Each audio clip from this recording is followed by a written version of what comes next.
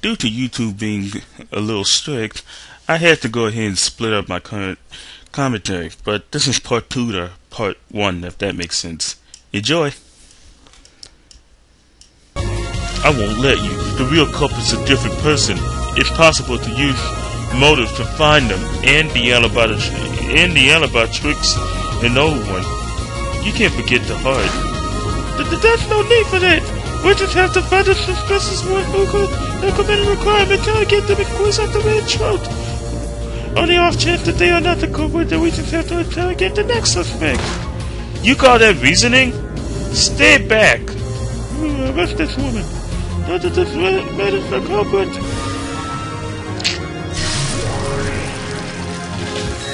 It is forbidden for a servant to be the culprit. What did you say? Oh, good God. It is forbidden for a servant to be the culprit. So, basically this means Van Dyne's 20 rules, the rule number 11.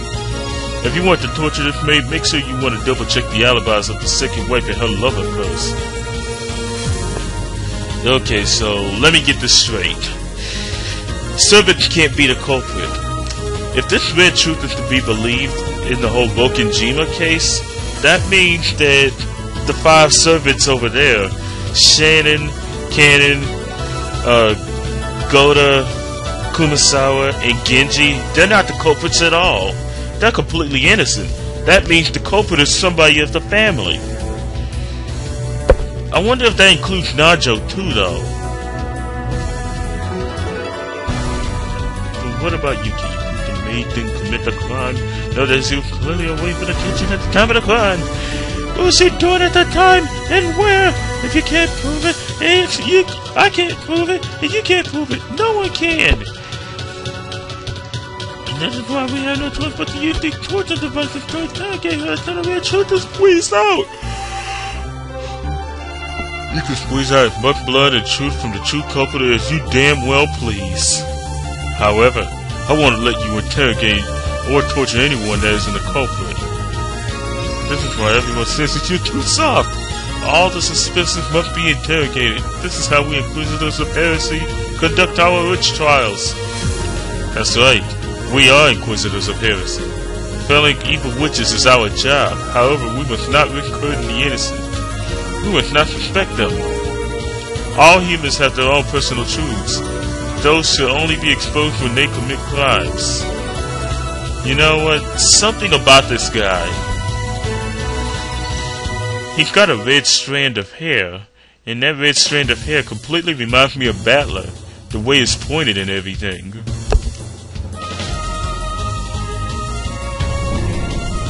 Now even God has the right to expose the innocent truths of those who have not sinned.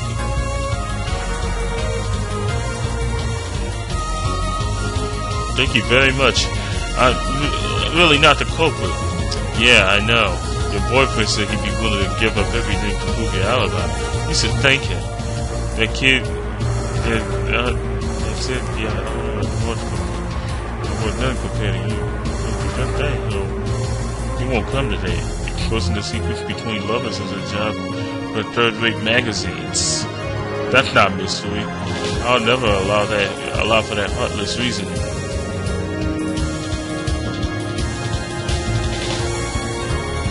I'm sure you two would be happy together.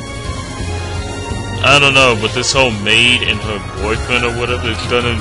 I want to think that it's Shannon and George, but like after the last game, I'm starting to think that the whole Shannon equal canon theory is true.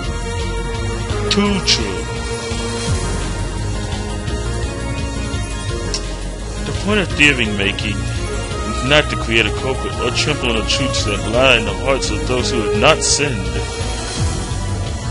If you want to play the detective, don't forget the heart.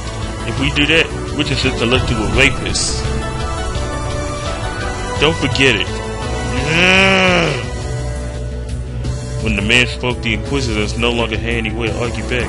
This man's name is Will, and yet that's not what everyone used to call him. Head Inquisitor of Heresy and FFBD, Director of Independence Enforcement Agency of the Great Court of Heaven. Wizard hunting right. That's the last thing I'm leaving behind to you.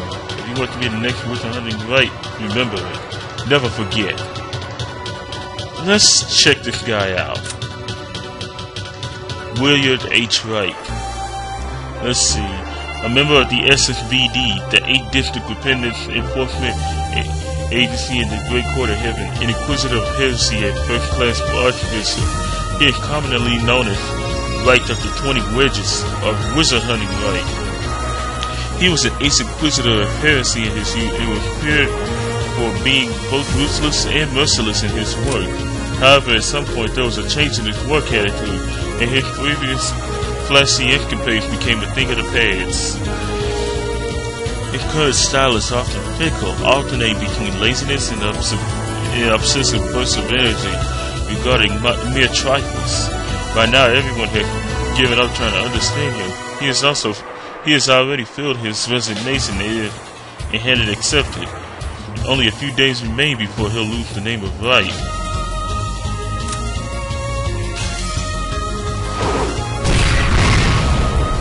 What the hell?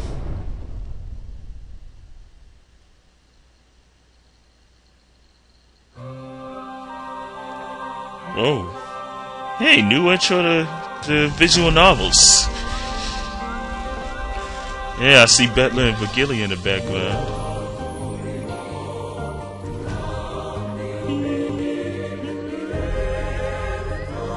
I'm in for something epic here.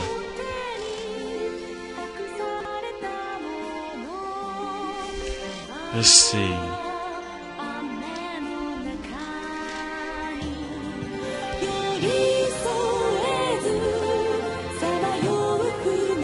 Man, this is getting good.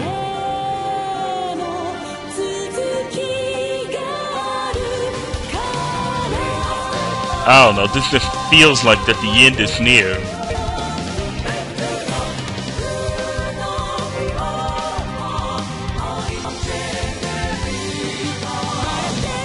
Boom.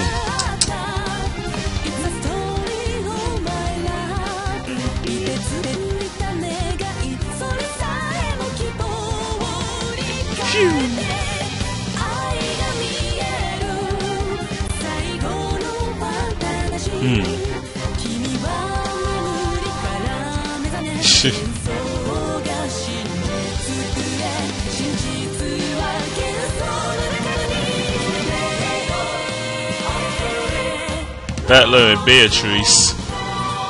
This is probably going to be the end of their story. Well, there is Twilight at the Gold, which is coming soon, which is truly the end of Umineko. Finally. Shit, Ryukishi 07 dragged this shit on long enough. Oh well.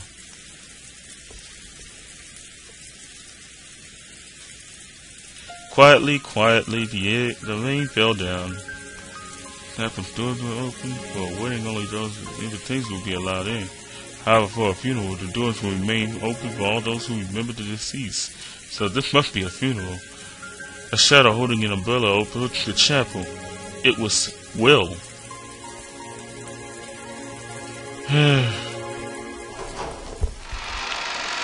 Well, a reception desk had been set up at the entrance to the chapel. A shadow approached Cannon, who had been sitting at it, stood up and welcomed him with a bow. This is the reception desk. We are collecting the names of all mourners. If you will sign here. Sorry, but I'm not a mourner. I'm here to meet with someone. You came to a funeral to meet someone? A dubious expression rose to Cannon's face. Will pulled an envelope from his pocket and showed him the sender's name. My apologies. Please enter. Thanks. Could I at least have one of those? Thank you very much. I'm sure she will be pleased. Cannon handed over a single gold rose, which were being handed out to all the mourners. Will took it, silently bowed his head, and entered the chapel. Inside the chapel, Several people who appeared to be the family of the deceased were gathered together, and they seemed to be calling memories of the departed. Whoa! Bell Tweechy! I had to do it. Why? Why? Father, please take care. Why don't you get in the waiting room for a bit? I thought Kenzo was supposed to be dead. Is this the game board or something? I killed her. I did it! Absurd. How could that be, Rosa-sama? Father was really bawling. Yeah, Bell Tweechy! Rudolph is making a joke of it. I'm sure he didn't cry this much when Mother passed away. Hey, now's not the time to say things like that. Some sobbed, unable to conceal their tears, and some spoke softly of old memories. They were all remembering the dead in their own eyes, it seems. When Will approached the altar, several people turned around. Of course, none of them knew who Will was. Paying this no mind, Will walked in front of the casket of the altar, which seemed to be buried with golden roses. Inside the casket, there was no corpse. Instead, as though laid in place of a body, there was a single thick book with an extravagant binding. The space all around it was filled with countless roses. There were words planted on the book's cover. To my beloved Beatrice, October 5th, 1986. Miss Beatrice. If it was Mrs., then forgive me. I've never met you. However, allow me to express my condolences. He took the rose he had received from the reception area and placed it in the casket. He had absolutely no connection with the woman called Beatrice. However, since he had come to visit the funeral, he had to follow this minimum display of respect for the dead, and part of this will portray the passage of the dead in the next world.